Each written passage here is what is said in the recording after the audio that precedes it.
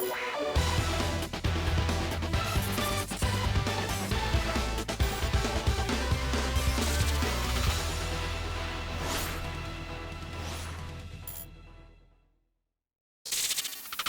everyone, how are you doing? This is MD Tech here with another quick tutorial.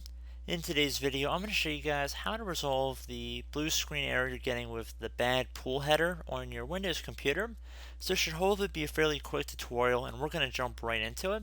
And we're going to start by opening up the Start menu, and you want to type in System Restore.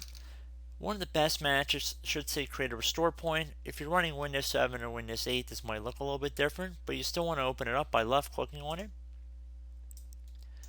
Where it says configure restore settings, manage disk space, and delete system restore points, you can configure restore points in here, but I recommend that you click on the system restore button right here where it says you can undo system changes by reverting your computer to a previous restore point.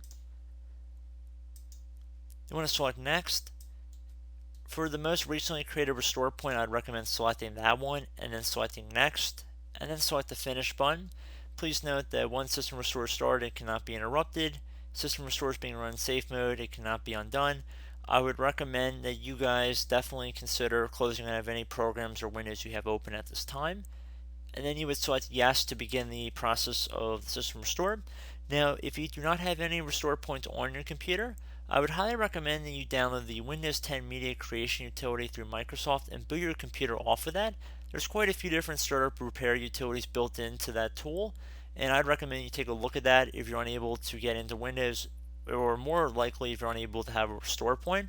So it really depends on the severity of your issue, but I just wanted to put that alternative method out there in case that might be of assistance to you as well. But I do hope this brief video was able to help you guys out. And as always, thank you for watching, and I look forward to catching you all in the next tutorial. Goodbye.